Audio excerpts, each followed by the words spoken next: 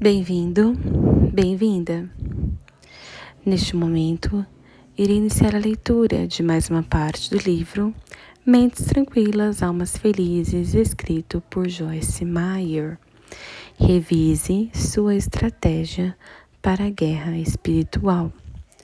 Quando tornei-me uma cristã carismática, escutei um bocado de ensinamentos sobre a guerra espiritual. Tinha passado toda a minha vida travando minhas próprias batalhas sem sucesso e queria que as minhas lutas acabassem. Afinal, eu havia descoberto o culpado por trás dos meus problemas. Assumir autoridade sobre o demônio colocaria um fim na infelicidade. Eu queria aprender tudo o que estivesse disponível para derrotá-lo, porque era óbvio que ele estava me dando um bocado de trabalho e eu queria estar no controle, para variar. Assim, comecei a aplicar todos os métodos que havia aprendido.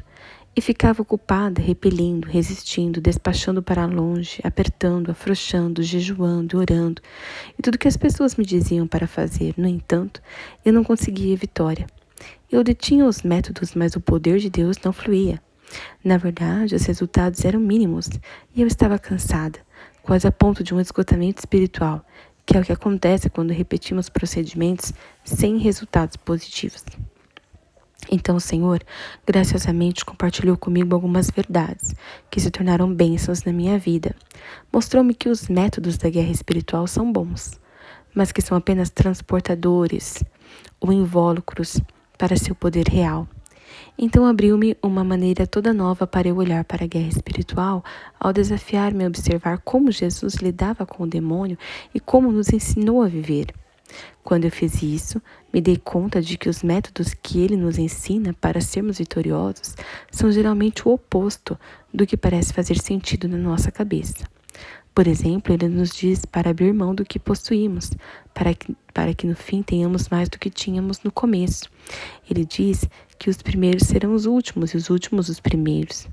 Ele ensina o caminho para cima, passa por debaixo, seja humilde, e eu te exaltarei.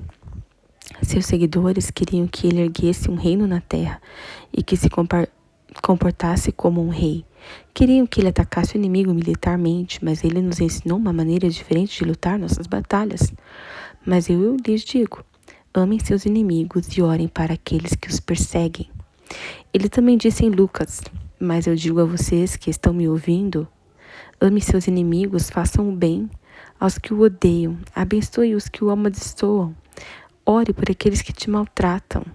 Essa era uma maneira de pensar toda nova. Jesus vinha para abrir um novo e vivo caminho que poderia ministrar a vida no lugar de ministrar morte.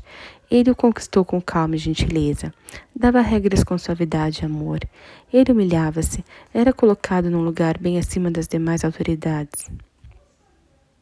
Percebi que se quisesse vivenciar o poder de Deus, como Jesus fizera, eu precisava expandir a minha definição de guerra espiritual para incluir a obediência, a paz, o amor, porque ele insistiu na importância de cada um desses itens. A guerra da obediência. Até este ponto venho focalizando a última parte de Tiago que diz: resistam ao diabo e ele vai fugir de vocês. Eu tinha me ocupado em resistir a Satanás, mas ele não estava fugindo de mim. Então o Espírito Santo abriu-me os olhos para ler o versículo por inteiro. Portanto, submetam-se a Deus, resistam ao diabo e ele fugirá de vocês. Dei-me conta de que eu não estava tão voltada a submeter-me a Deus quanto estava em resistir ao diabo. Foi um alívio descobrir que a minha obediência iria liberar o poder de Deus na minha vida. Ao caminharmos na obediência de Deus, os anjos nos auxiliam na nossa guerra. O salmista disse, porque a seus anjos ele dará ordens a seu respeito para que o protejam em todos os seus caminhos. A proteção dos anjos certamente tornará a tarefa mais fácil. Os anjos não trabalham por nós apenas porque estamos vivos, tampouco trabalham por nós só porque acreditamos no Jesus como nosso Salvador. Eles escutam a palavra de Deus. Ao falarmos a palavra de Deus e caminharmos na obediência e serviço a Deus, os anjos nos ajudam e nos protegem de principados e potestades.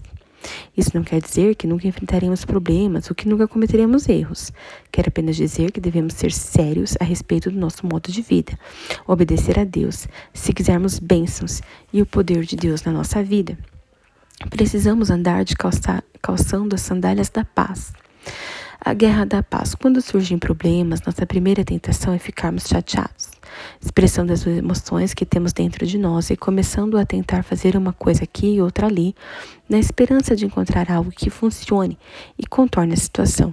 Todos esses são comportamentos inaceitáveis para o crente que está trilhando a fé. Nenhum desses irá trazer a vitória. Jesus nos deu a paz, é nossa herança. O demônio regularmente tenta roubá-la, mas a paz é nossa e devemos conservá-la. Como crentes, estamos sentados nos lugares celestiais em Jesus Cristo. A palavra sentado refere-se a repouso, e as palavras repouso e paz equivalem-se. O livro de Hebreus nos ensina a entrar em repouso de Deus e cessar durezas e misérias da vida humana. Essa paz está disponível para nós e tem estado disponível desde que Jesus veio aqui, morreu por nós, foi ressuscitado dos mortos e ascendeu. A paz está disponível, mas somos encorajados a nela entrar. Entramos na paz de Deus quando acreditamos na sua palavra em vez de acreditar em nós mesmos ou em outra pessoa. Combatemos a guerra espiritual mesmo quando em repouso. Paulo disse aos Filipenses: sem de forma alguma deixe-se intimidar por aqueles que se opõem a vocês. Para eles isso é sinal de destruição, mas para vocês de salvação. E isso da parte de Deus. A palavra constância aqui se refere a manter-se do mesmo jeito, estável e consistente. Nossa constância é um sinal para o inimigo da sua destruição iminente. Nosso repouso na paz e alegria durante o ataque do demônio literalmente o derrota. Ele não tem como lidar com crentes que sabem manter a paz. Nossa constância é também um sinal externo de que confiamos em Deus e que a nossa confiança o move a nos proteger. Nos beneficiamos quando derrotamos o demônio, mas Jesus também se beneficia. Glorificamos a Deus quando operamos de acordo com a sua palavra. Ele pode assim nos abençoar com a nossa herança. Falar sobre as promessas de Deus é encorajador, mas tomar posse delas é muito melhor. Lemos em Salmos: como é feliz e abençoado de boa fortuna o homem a quem disciplina, Senhor, aquele que ensina a tua lei, tranquilo, enfrentará os dias maus, enquanto que para os ímpios uma cova se abrirá. O plano de Deus é operar em nossa vida para trazer-nos um lugar onde Ele possa manter-nos no repouso durante os períodos de adversidade. O profeta Isaías escreveu: não tema, pois estou com você, não tenha medo, pois sou o seu Deus, eu te fortalecerei, te ajudarei, eu segurarei com a minha mão direita vitoriosa.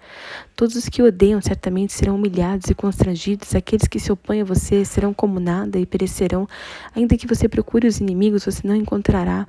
Os que guerreiam contra você serão reduzidos a nada, pois eu sou o Senhor, o seu Deus, que segura sua mão direita e te diz: não tema, eu te ajudarei, não tenha medo, ó verme Jacó, ó pequeno Israel, pois eu mesmo te ajudarei, declara o Senhor, seu Redentor, o Santo de Israel.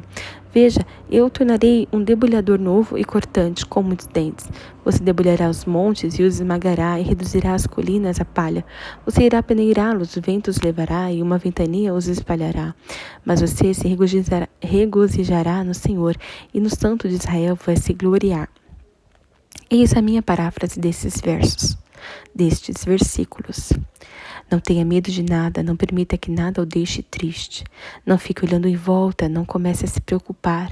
Permaneça na paz, eu sou seu Deus, eu o ajudarei, eu o manterei. Todos os que estão em discórdia com você, todos os que chegam a você com espírito de disputa e batalha, esses vão acabar em nada. Então mantenha a sua paz. Quando você mantém a sua paz, eu posso trabalhar porque fica claro que você confia em mim. Estou fazendo algo novo em você durante este período de provações. Estou transformando numa pequena máquina de cortar nova e afiada que vai cortar os inimigos. Sua recompensa será glória e alegria. Na próxima vez em que alguém ou alguma coisa ameaçar roubar a sua paz, não desista. Em vez disso, libere o poder de Deus a manter-se na sua herança e confiando que Ele tomará conta da situação para você. A paz libera uma grande força espiritual. Se você está com dificuldade de enxergar a paz como uma guerra espiritual, eu compreendo. Nossa mente nos diz para lutar contra o demônio com fúria, não paz. Como pode a paz vencer uma guerra? Pense numa guerra natural por um minuto. O que põe um fim nela? Uma das partes ou ambas decide não mais brigar.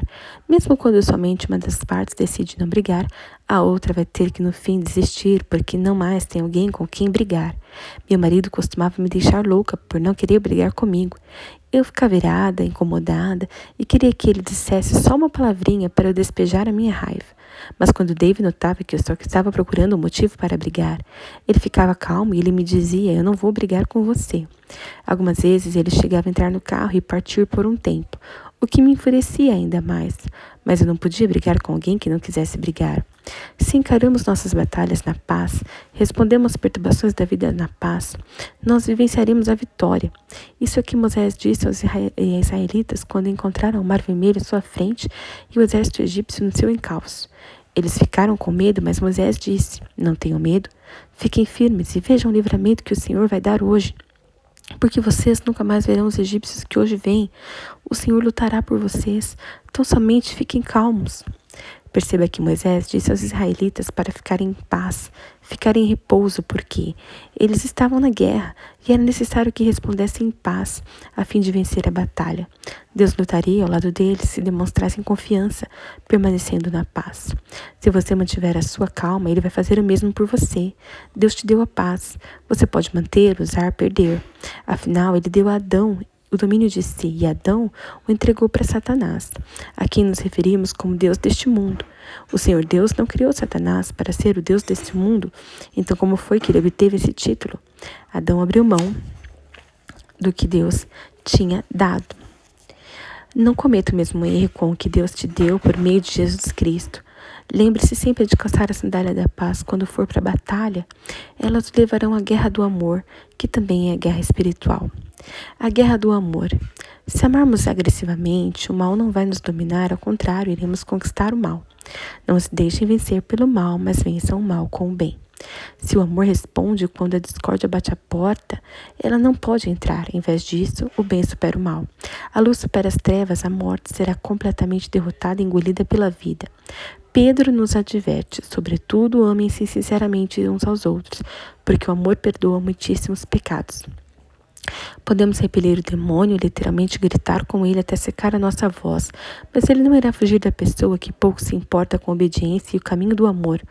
O demônio traz ofensa, desarmonia, discórdia entre as pessoas, mas o antídoto para todo esse problema de envenenamento é o amor. O demônio não sabe lidar com quem ama. Jesus estava sempre amando as pessoas e sendo bom para elas. Satanás não podia controlar porque Cristo caminhava na obediência e no amor. Então, se você está batalhando contra o demônio, faz bem em concentrar-se em caminhar no amor. Descobri que algumas vezes eu estava tão concentrada em derrotar o inimigo que eu não tinha tempo para ser boa para ninguém. Minha guerra com o inimigo estava me tornando amarga, em vez de me tornar doce. Satanás sabe que os cristãos que muito falam e pouco fazem são indefesos perante ele. Sua estratégia de guerra final é construir uma fortaleza de amor frio. Dessa forma, ele pode manter a Igreja de Jesus Cristo impotente, porque a fé opera em parceria com o amor. A fé é ativada, energizada, expressa por meio do amor, como vemos em Gálatas. Porque em Cristo Jesus, nem circuncisão nem incircuncisão tem efeito algum, mas sim a fé que atua pelo amor. Muitos se consideram grandes na fé, mas se você observar os frutos nas suas vidas, verá que pouco amor genuíno para se mostrar. Podem parecer poderosos, mas o poder espiritual verdadeiro é encontrado em facetas e frutos do amor, porque o amor mata a discórdia antes mesmo que ela crie raízes. As facetas do amor que matam a discórdia. Em Coríntios, o apóstolo Paulo descreve: o amor é paciente, o amor é bondoso. Não inveja, não se vangloria, não se orgulha, não maltrata, não se procura seus interesses, não se ira facilmente, não guarda rancor. O amor não se alegra com injustiça, mas se alegra com a verdade. Tudo sofre, tudo crê, tudo espera, tudo suporta. O amor nunca perece, mas as profecias desaparecerão, mas as línguas cessarão, o conhecimento passará. O amor é um diamante reluzente de muitas facetas, dentre as quais paciência, bondade, generosidade, humildade, cortesia, altruísmo, temperamento afável, inocência, sinceridade. Obrigada por acompanhar a leitura de mais uma parte de Mentes Tranquilas, Almas Felizes, escrito por Joyce Meyer.